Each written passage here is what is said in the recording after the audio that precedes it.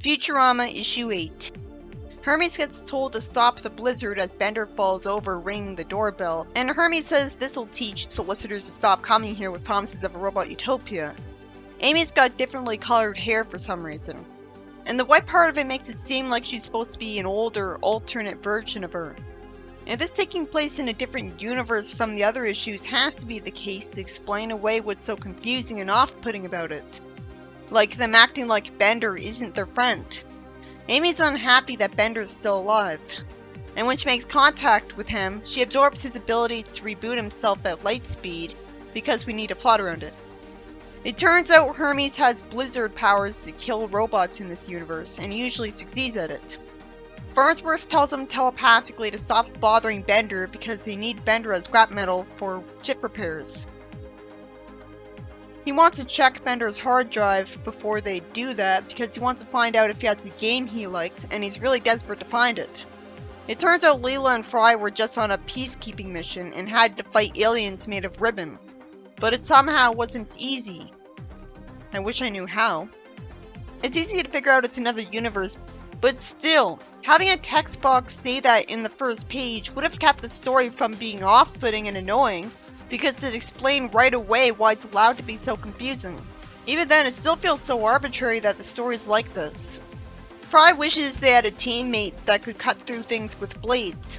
They find out Bender is made out of the most illegal, indestructible metal, and one of them naturally asks why a simple bending unit would need a skeletal system so powerful.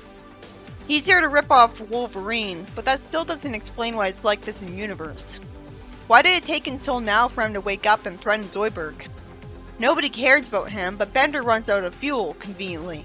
And turns out Farnsworth owns a school for outcasts and weirdos, so he's ripping off Professor Xavier.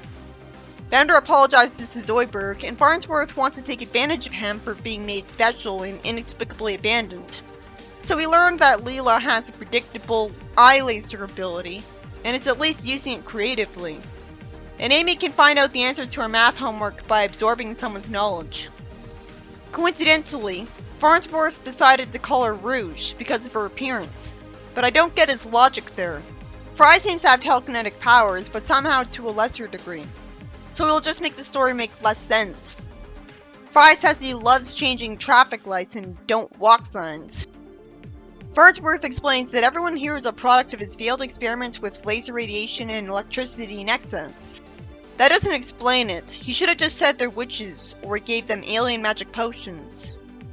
But I do prefer the basic concept that the reason they're all magical is because Farnsworth, who lives with them, made them like that. That makes more sense. That's more believable than someone just conveniently finding a bunch of superpowered people.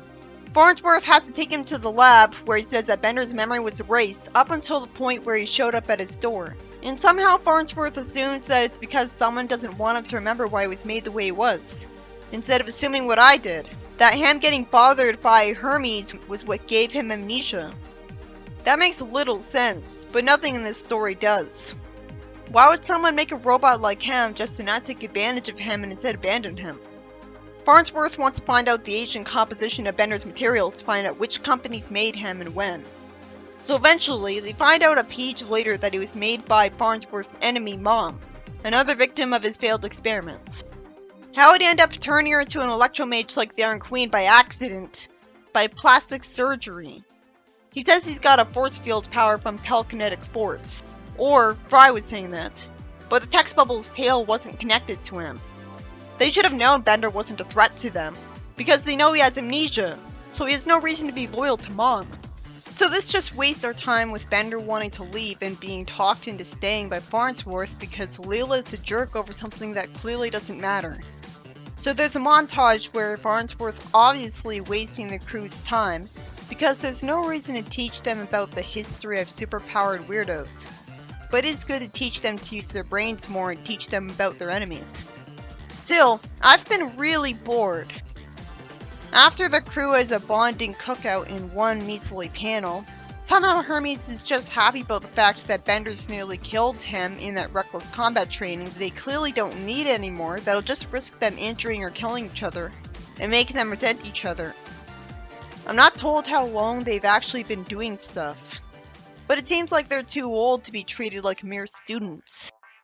Bender's so nice in this story. Somehow Zoidberg got into the habit of eating soap, and Bender bores me with Leela before finally getting some clothing that'll come out of his salary anyways. They all wear special outfits, and that just makes them harder to relate to and take seriously because people don't dress like that. They're running to get to a clothes sale. And Bender thanks Leela for hoping he'll survive. If something can actually happen in the plot, that'd be great. So far, we're 18 pages in and they haven't achieved anything. They haven't fought anybody.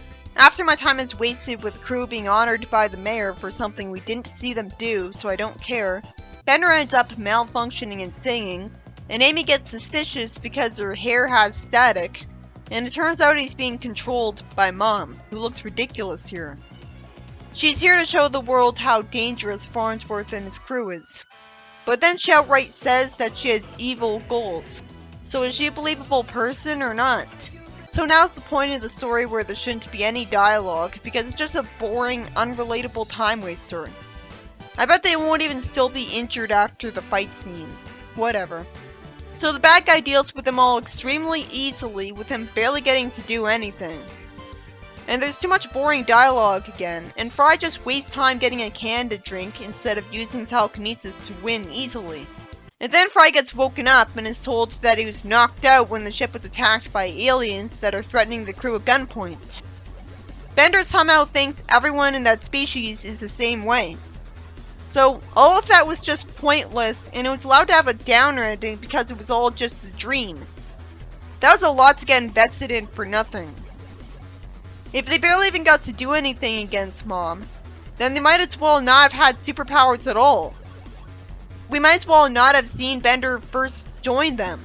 Fry says it was just a premonition, and if they use the powers they had there, they'll win. But they don't even have those powers.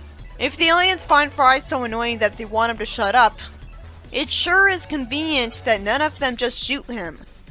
How do they have the patience to let him talk so much?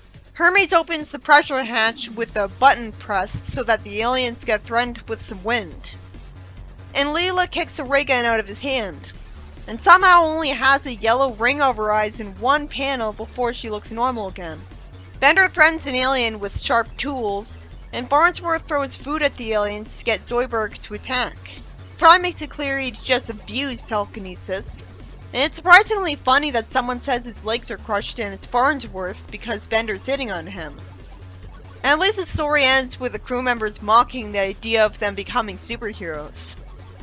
So that was a slow-paced story that just lazily ripped off the X-Men but with Futurama characters. And Bender was just added to the team. But we have this tedium where some of them hate him for a dumb reason at first, even though he has amnesia. And he doesn't act like Bender. Then their enemy shows up after an eternity, and there's too much boring dialogue, and she completely creams them in the fight. But it was all just a dream because Fry got knocked out, even though you don't dream during a blackout. I can't take superhero fiction seriously. Why do they all have to dress like that? At least it's easier to believe because they all have powers because of Farnsworth. So it was inevitable. Making me wonder why he doesn't actually give his crew members powers to make them more useful and likely to survive. I found this to be a boring story that dragged on for too long. They didn't have to give the characters different names. The bad guy was a stupid looking one-dimensional plot device. So there's no satisfaction in seeing her panels, because she doesn't remind me of any real-life villains. And the so-called heroes are jerks who never accomplish anything in the story. At least the final action scene where they all triumph over the bad guys was cool. It could have been cool to see the characters with these powers, but they never actually get to use them in action scenes successfully, and barely get to use them at all. So it just adds to the story being off-puttingly different for nothing.